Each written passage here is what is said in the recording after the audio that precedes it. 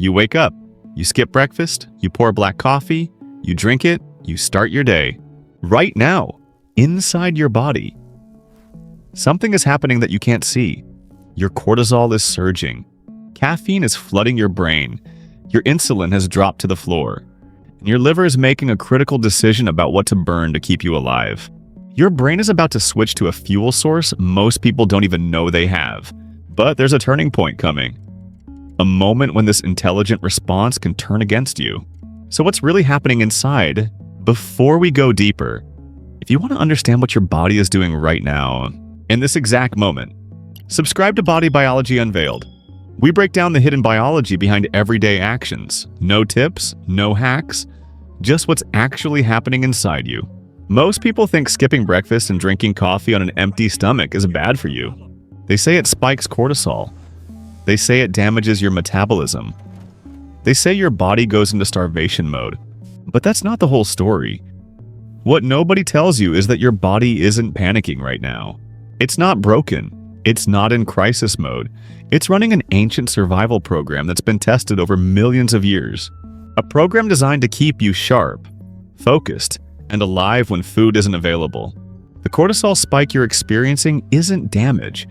The insulin drop isn't dysfunction. The fuel switch happening in your liver isn't a mistake. Your body is responding intelligently to the environment you've created. And if you understand the stages of this response, you can work with it instead of against it. To understand what's happening, you need to meet the main characters in this story. First, there's cortisol. Most people call it the stress hormone, but that's not fair. Cortisol is your body's alarm clock. Every morning, within 30 minutes of waking up, your cortisol naturally rises by 50 to 160%. This is called the cortisol awakening response. It's not stress, it's your body pulling you out of sleep and preparing energy for the day ahead. Then there's caffeine.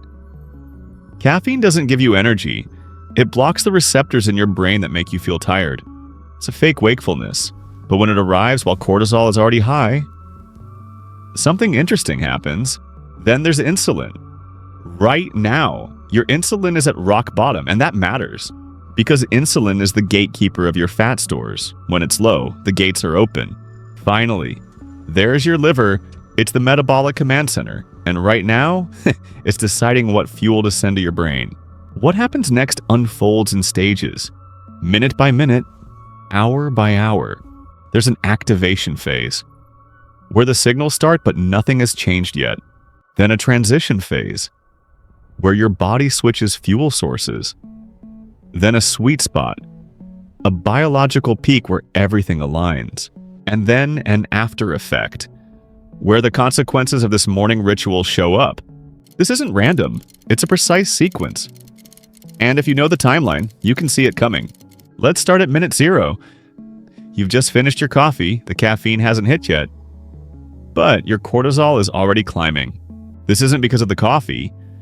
This is your natural cortisol awakening response doing exactly what it's supposed to do. It's mobilizing glucose from your liver.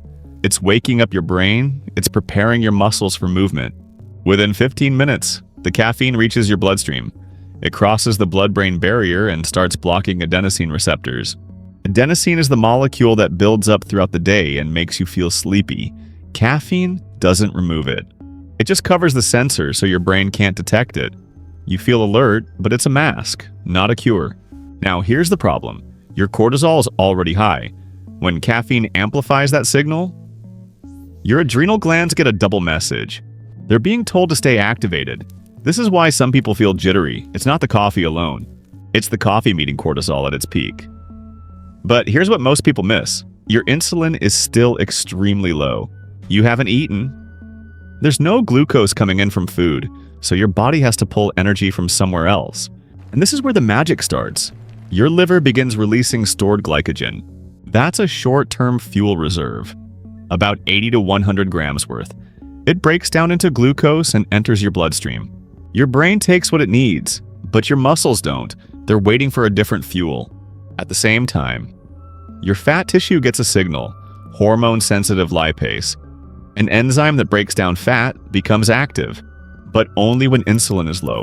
And right now, it is. By 30 minutes in, Your body has made a decision. It's shifting from stored sugar to stored fat. This process is called lipolysis. Your fat cells start breaking down triglycerides into free fatty acids.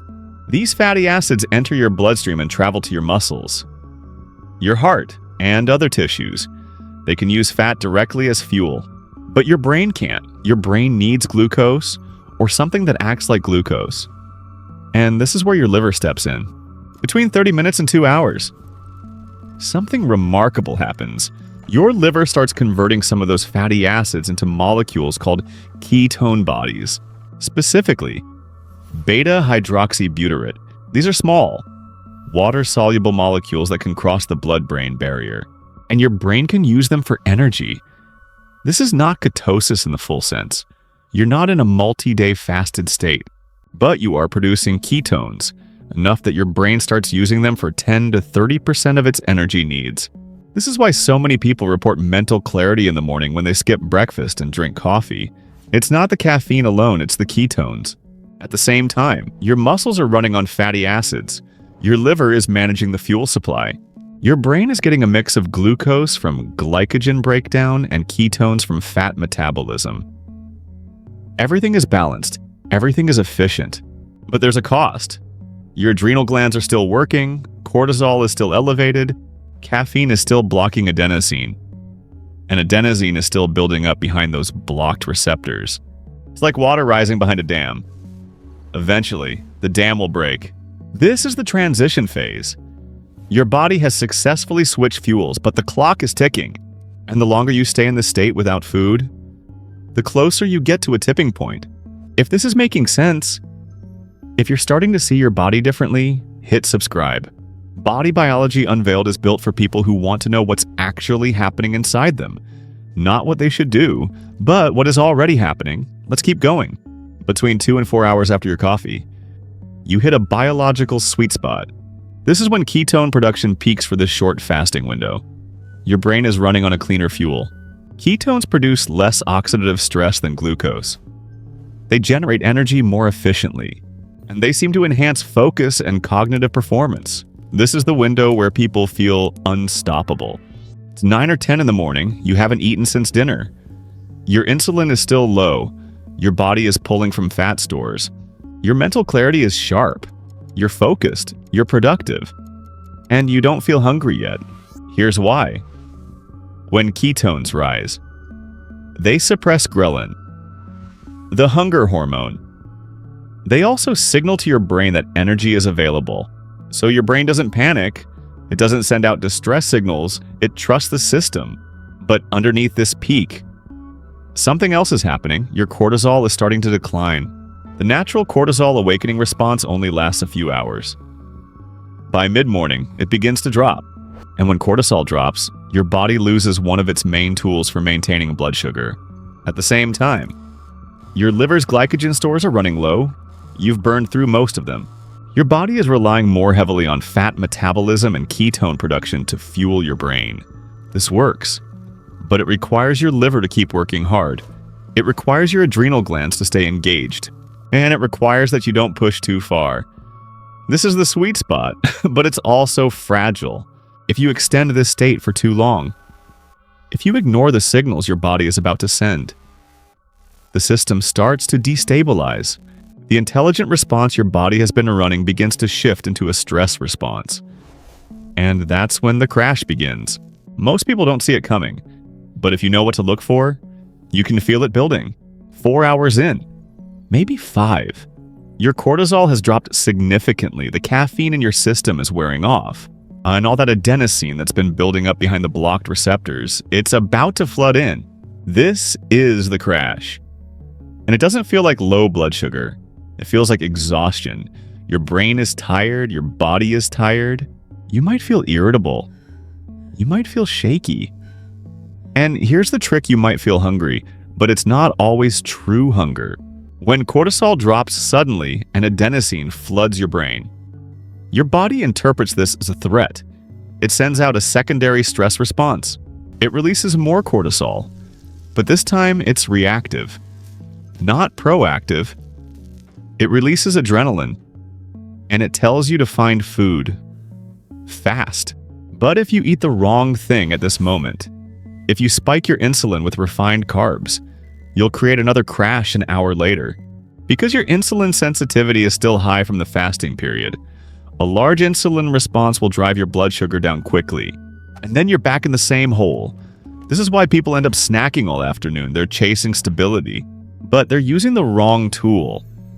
What your body actually needs at this point is a slow, steady reintroduction of food, protein, healthy fats, some fiber, something that raises insulin gently and provides sustained energy, not a sugar rush, not a quick fix. The after effect phase is where most people lose the game, not because their body failed, but because they didn't understand what their body was asking for. Let's ground this in research. A study published in the Journal of Clinical Endocrinology and Metabolism in 2013 found that caffeine intake increases cortisol secretion, especially in people who are already experiencing elevated cortisol from the natural awakening response.